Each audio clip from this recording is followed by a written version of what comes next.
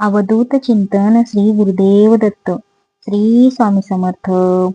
नमस्कार मंडळी तुम्हाला माहिती आहे का, आपण जी दरवाजा समोर दररोज रांगोळी काढल्याने काय आपल्याला लाभ होतो?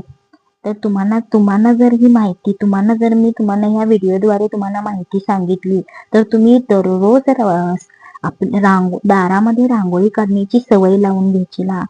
खूप चांगला व्हिडिओ आहे, लास्ट पर्यंत व्हिडिओ बघा. व्हिडिओ स्किप करू नका. तर चला व्हिडिओला सुरुवात करूया.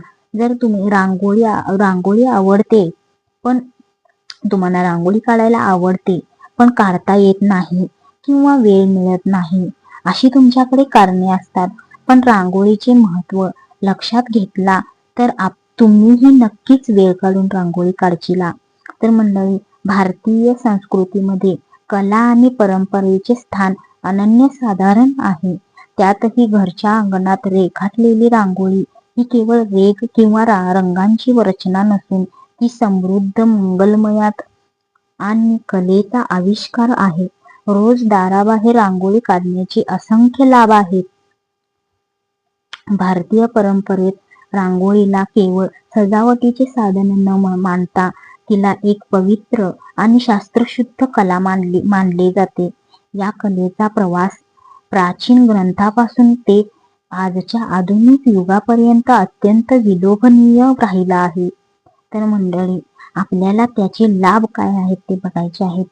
त्याचा फायदा तर मंडळी, तर एक आपल्याला लाभ होतो. प्राचीन काळी मानल्या गेलेल्या 64 कलामध्ये रांगोळीचा अंतर्भाव होतो.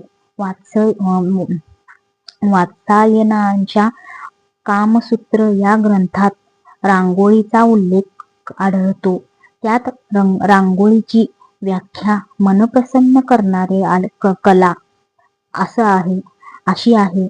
तर जेव्हा एखादी व्यक्ती एकाग्रतेने रांगोळी रेखाटते, रांगोळी काढते, तेव्हा त्यातून मिळणारा आनंद हा केवळ पाहणाऱ्याचा नाही, तर काढणाऱ्यालाही मानसिक शांती देते.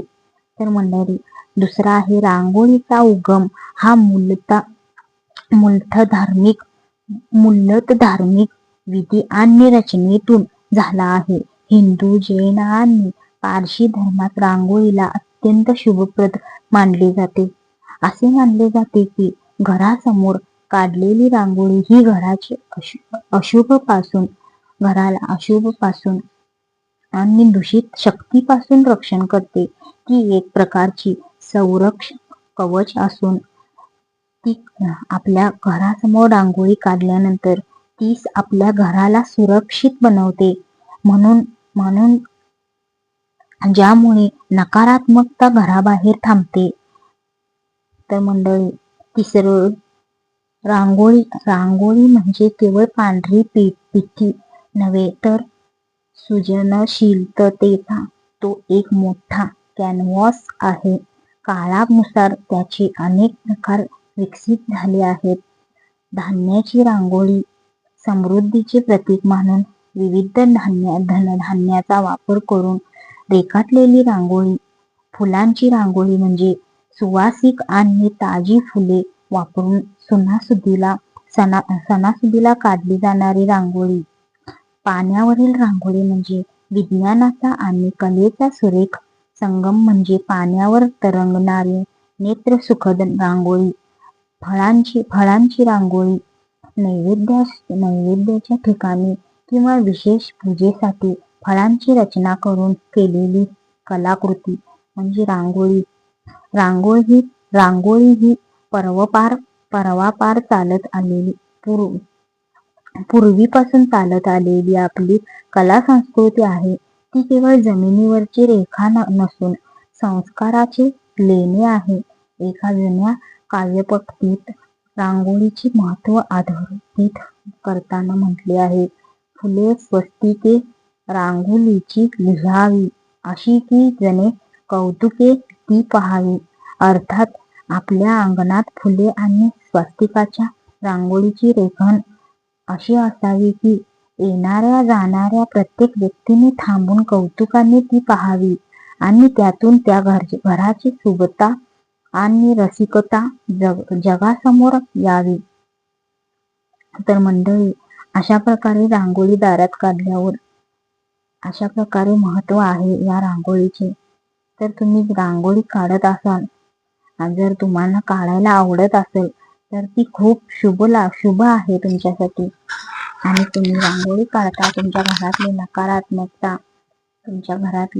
नकारात्मकता, तुमच्या घरावरची वाईट दृष्टी तुम्ही ह्या रांगोळी काढण्यामुळे तुम्ही ती दृष्टी घालवता. तुमच्यावरती वाईट दृष्टी येत नाही, जी येते ती तिथून बाहेरूनच जाते, बाहेरच जाते. तर अशा प्रकारे रांगोळीचं महत्व आहे. तर तुम्ही दररोज रांगोळी काढत जावा. जर तुम्हाला वेळ मिळत नसेल तर वेळ काढा. किती 2 मिनिटं लागतं. छोटी रांगोळी काढा, स्वस्तिक काढा, एक फूल काढा आणि तुम्ही त्याच्यावरती हळद कुंकू टाका आणि रांगोळी काढा. छोटी काढा, अशी काही मोठी नाही, पण काढा. अशा प्रकारे रांगोळीचे महत्व आहे. तर माहिती कशी वाटली नक्की कमेंट्स करून सांगा. व्हिडिओला लाईक करा. आपल्या चॅनेलवर नवीन असाल तर प्लीज सबस्क्राईब करा चॅनेलला आणि सपोर्ट करा. श्री स्वामी समर्थ.